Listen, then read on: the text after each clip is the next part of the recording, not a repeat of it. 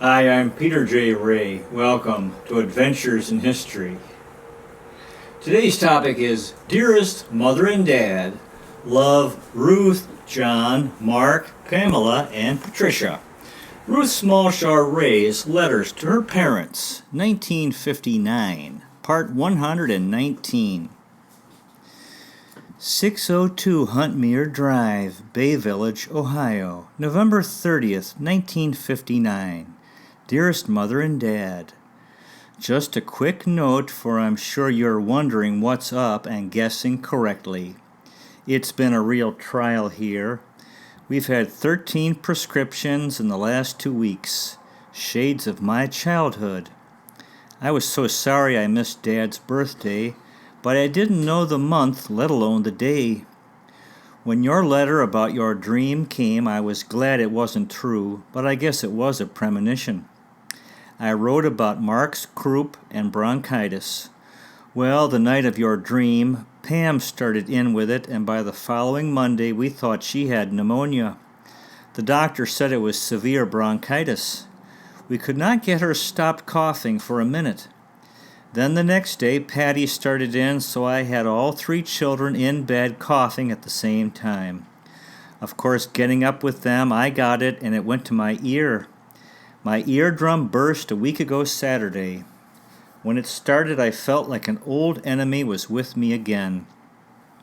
It ran pus and blood for 6 days, and I was really sick. Saturday, the doctor said it was blocked, and I'm still on these 50-cent capsules every 4 hours and go in tomorrow again.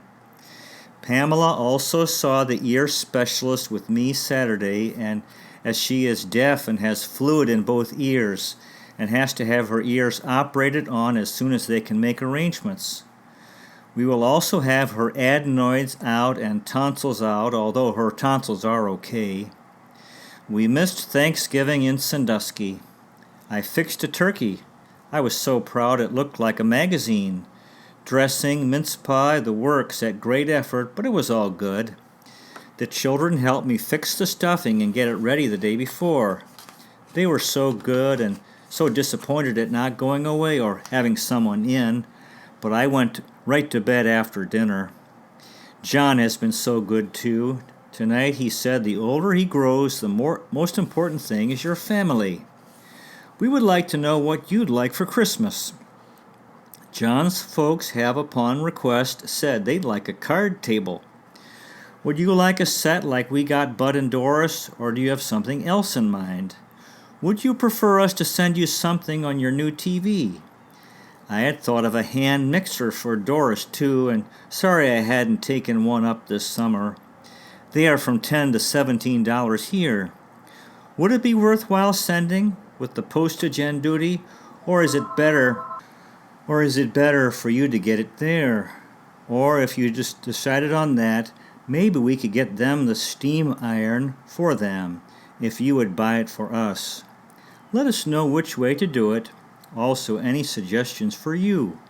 Would you prefer a silk print or a wool dress? I'd like some of your choke cherry and crabapple jelly. John needs navy wool socks. I think it would be nice for the children to have a nice storybook of the Bible with nice colored pictures. I know books are expensive to send, but maybe it could be ordered from Toronto, or I could look here. Pamela loves dolly clothes for an 8-inch to 10-inch size doll, and Patty loves the doll you sent her. She loves dolls, period, and constantly carries that old suitcase Bev gave me and repacks it and a cigar box, and even has it when she eats. After we went to the doctor Saturday, I took Pam to see Santa Claus and then to lunch. She didn't like the dime store to eat. We went to the drugstore. She didn't like it. We went to Beaucaire's, $1.75. She thought that was fine and told Mark it was the most beautiful place she'd seen, but she was sorry she didn't get a cherry on her sundae. John has been teaching our Sunday school class and made lovely Advent wreaths with the children Sunday and read them St. Luke about Elizabeth. He said the children were very receptive. He had white styrofoam circles with 4 white candles, then sprayed gold candle for the center and evergreens between. Mark made a clay one at Sunday school, colored green with red berries. We lit the first one Sunday dinner. Love, Ruth. 602 Huntmere Drive, Bay Village, Ohio, December 3rd, 1959. Dear Mother and Dad, I'm glad to hear today that your weather has let up a little for you. We've just had the one light snow again, and the children are so afraid it won't snow again because they didn't get out in it because of their coughs. John hopes it will continue to dry out so he can get up the rest of the leaves. It's been down in the 30s and 40s though. Tomorrow 54 degrees. This week was my week for doctors. Saturday Pam and I went, then again Tuesday. John met me and he took the kiddies to see Santa Claus and the train ride in Wonderland, and we enjoyed it. The doctor again Wednesday and dentist today. I had to get Mrs. Gorey for Patty started crouping again last night and is now. Pam's nose is running and they won't operate until she's completely well. Doctor again tomorrow and allergy doctor Saturday, so a full round. He blew air through my ear Tuesday, so hope it stays clean. Your TV looks nice and neat. I still enjoy the portable one, have it here in the bedroom now so I can watch it in bed. It's also nice when the kiddies have been in bed so much. Baby Michael is fine, although we haven't seen him much.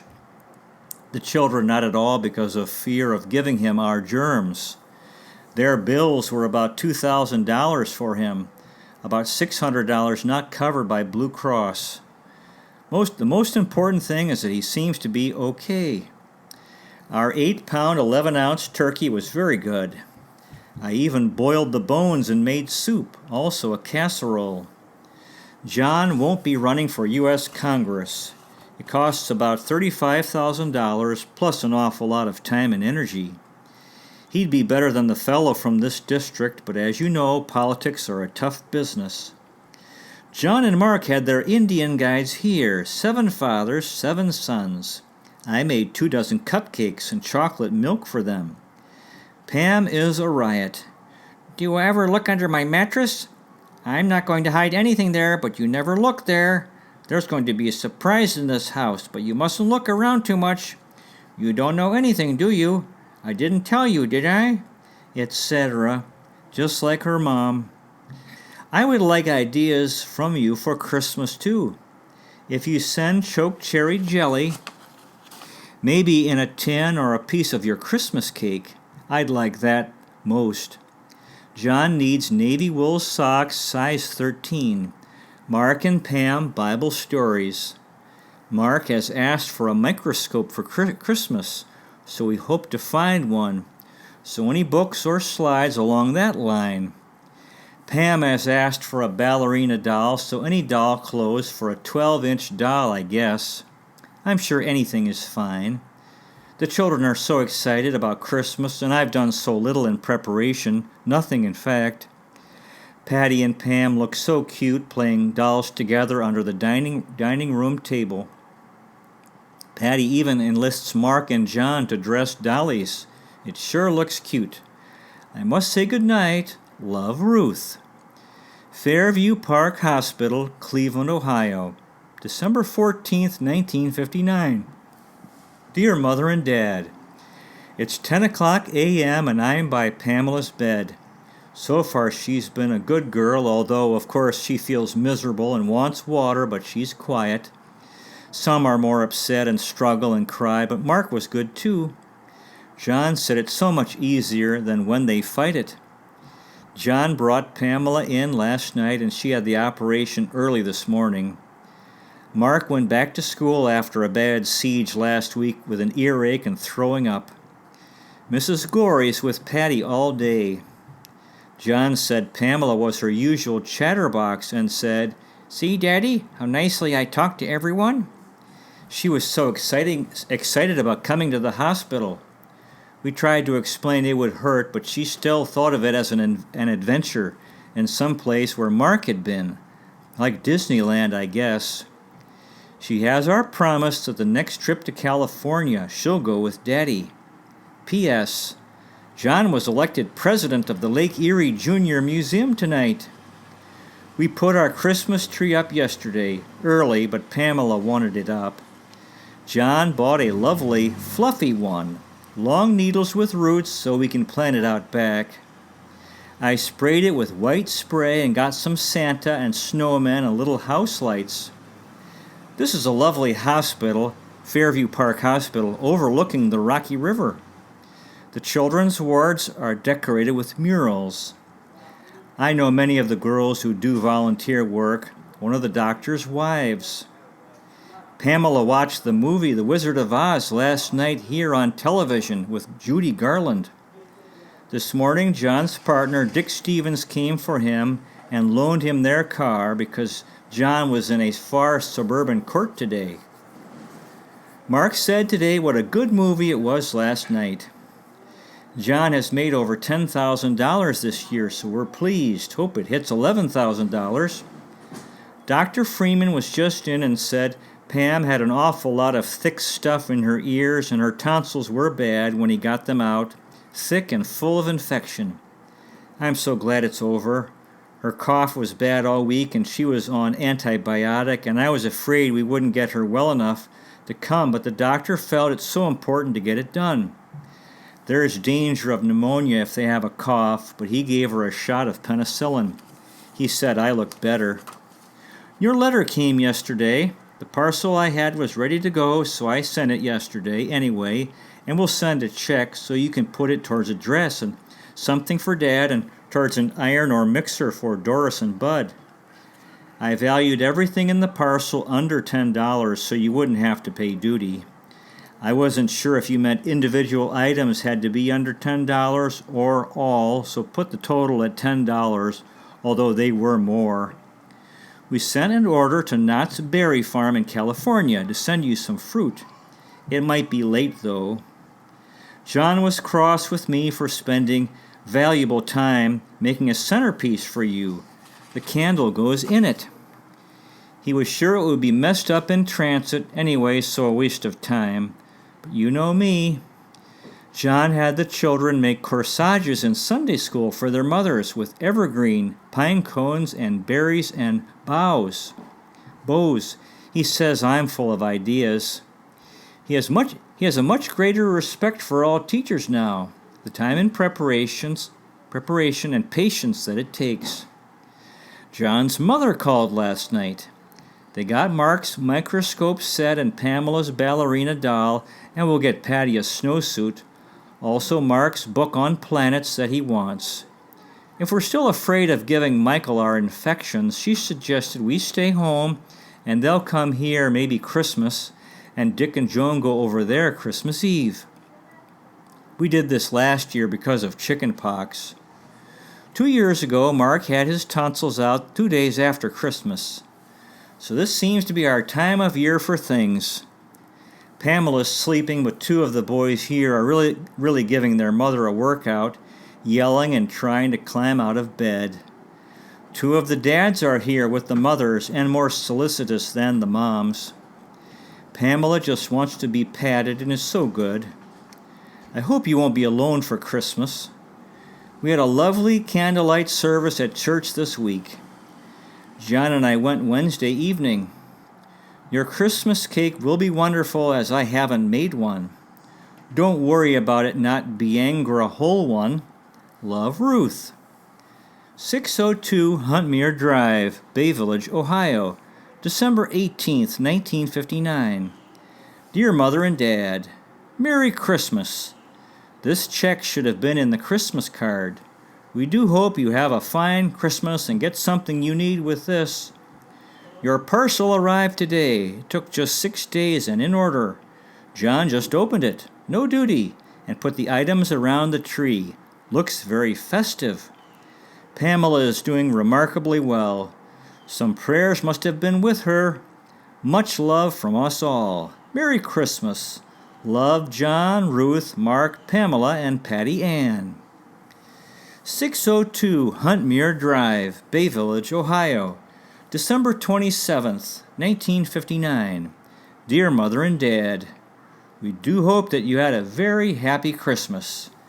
We felt very lucky that we managed to have our family all well so that we went to Sandusky and enjoyed our Christmas. Thank you for all the nice gifts. I was especially pleased with the chokecherry jelly. We had peak freens and punch then as soon as the kiddies were in bed. I had a piece of toast with some all on, and we all had some for breakfast. The kiddies liked it too. We opened our parcels from you the night before Christmas since we were too loaded to the gunnels to take them to Sandusky. When Patty saw the baking powder can, that was it for her until she saw Pamela's doll. Then, oh my, she didn't let up until Pam let her have it. Then Patty insisted on taking it to bed. Poor Pam says, "I guess I get the monkey." When Patty was asleep, I switched, but first thing in the morning, "Dolly, Dolly!" and up she was to Pam's room for it. She got another one in Sandusky, but this is it for her. Fortunately, Pam got her ballerina doll, so I think all is well. I got Pam a stove and Patty the sink, but there too she wants whatever is Pamela's. Patty fell downstairs today carrying her new cradle down. She's so ambitious. Pamela added a loose label on John's socks, and Mark was so thrilled to think those man's socks were for him, so we let him try them on to prove it. He was a little let down. Pamela has her new pajamas on and thrilled with them. They are so nice, and the ones you sent last year were still her favorites. I was so glad to get the cake, and we've enjoyed the peak freens too, and Mark his books. Mark got his microscope set in Sandusky, so has been studying everything. Dick got him a rifle that he's quite taken with too, fake bullets. We had a good visit down there. Dick and Joan and baby Michael were there, but Carol and her family had Dave's family at Carol's house, so they didn't come. They came by Christmas, but had colds, so didn't come in. We stayed Thursday night and came back Friday night. Baby Michael seems fine, a real butterball. We added your M.O. to our fund, so have $220 now in it. Thank you. The weather is wonderful, in the 50s. The bishop was out for 2 confirmation services today. I told him how much I enjoyed his sermon. They had a reception following. We had a lovely Christmas dance at the University Club. I wore my gold dress that I got last year. The couple we went with have invited us to a New Year's party. The JC's party for crippled adults was last Monday. The auxiliary prepared food for it, almost 600 crippled persons, so a big job. Glad it's over. State meeting in January. I think I'll leave the presidencies to John. He's the type. John's mother had so many wonderful meals for us, I gained 8 pounds. We've invited them for New Year's dinner. Yes, I heard from Alice, Marion, Elva, Bonnie, Ruth, and Connie. Mrs. Sullivan just had an operation for cancer and has been in the hospital a month, intestinal cancer, spending Christmas with Bonnie. Carol gave us a waffle iron and grill, so I made waffles all yesterday. Very good, too. Hope you find your dress. I got a new gold ribbed knit one last month and bought a brown fur collar for it and mink hat and new shoes, so wore that for Christmas. I got new royal blue shoes and a hat in October for my blue dress. John got me 3 boxes of bath ovals, so with yours I'm set for the year. Thank you. I do like them. So thanks for all. Happy New Year and happy wedding anniversary. Love, John, Ruth, Mark, Pam, and Patty. Now in the enclosures, there is a thank you letter from Mark. Thank you for the nice gift. I have croup. Love, Mark. And there's a newspaper article.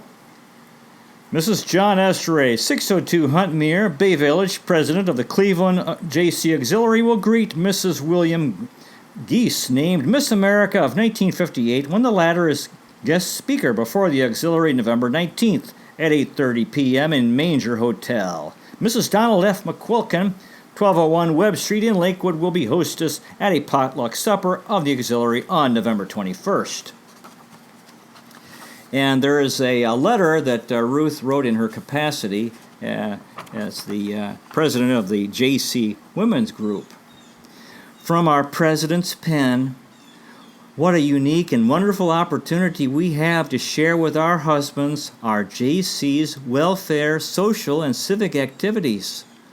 Already you have adopted for another year a child overseas through the foster parent plan to prove that the brotherhood of man transcends the sovereignty of nations.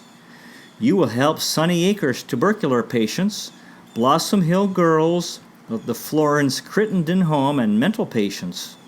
Social activities, music carnival, Christmas ball, state meetings, pizza party, theater party, husbands and wives night, and inaugural ball will all be enjoyed by JC couples. Civic, Halloween party for underprivileged children, Golden Age Center Tea, junior golf, teenage rodeo, shut-ins party for all opportunities for JC husband-wife teams to work together for community service. Enthusiastic participation in any of these projects will provide you with precious hours of truly worthwhile living. Catch our enthusiasm and you'll agree that service to humanity is the best work of life. And let's see, so now we have some letters to the editor based on the original publication. And the first is from Ruth S. Ray, the author herself. This was written in the year 2000, the year that Ruth and John celebrated their 50th wedding anniversary. And this letter is regarding John and Ruth's impending 50th wedding anniversary. Dear Peter, don't worry or send a gift or a card. We have so much. Peter's SFMCs are so great, nostalgic, and the best gift we could have. Our lives and love. Timothy is our best gift of all. Thank you. Blessings. Love, Mother and Dad. Ruth S. Ray, Rocky River, Ohio. And the next letter is from Tessa J. Delina, the former secretary of Restless Educational Center in San Juan, Metro Manila, Philippines. Dear Mr. Ray, my warmest greetings to you and your family. I just finished reading SFMC number 49. The cover picture featuring Pam in a pensive mood is eye-catching, and I agree with you that she is a nice and quite a pretty girl. As always, I really enjoy reading the continuing series of the family of Mr. and Mrs. John Ray back in the late 1950s. And the children, my, how grown up they have become. It seems like they were just babies then or were not born yet when I started reading these issues. Just splendid. Also, I noticed that you have many letters to the editor in this issue as compared to the previous ones, and may I say that we share the same passion in reading your issues. The attachment at the end of this particular issue entitled From Our President's Pen by Ruth Ray had a very beautiful and inspiring line, that service to humanity is the best work of life. I agree to this as what matters most is not how and what you have achieved in life, but how you were of service to others that counts most. Again, thank you for sharing these issues and carry on with your outstanding work.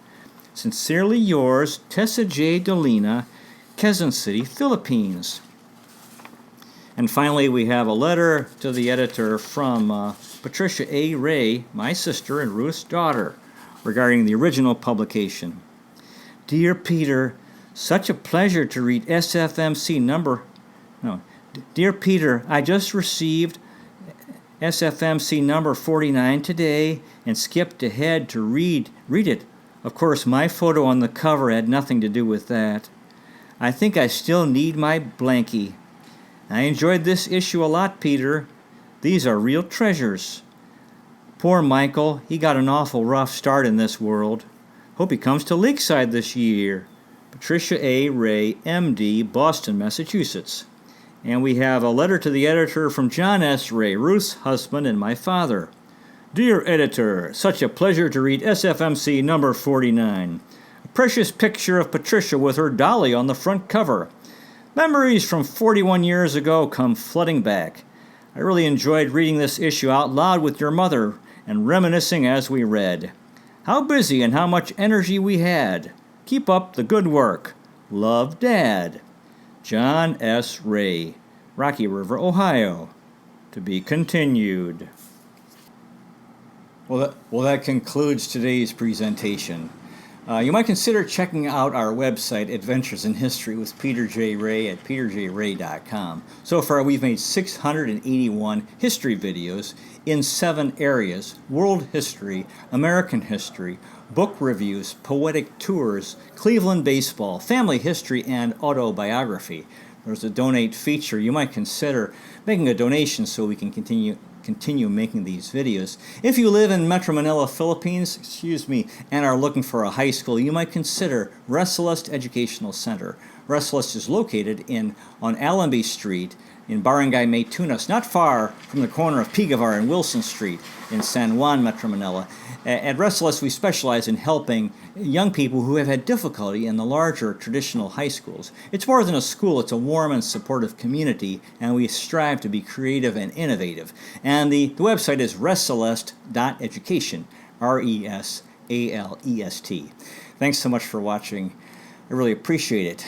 God bless you. Take care. And I'll see you next time.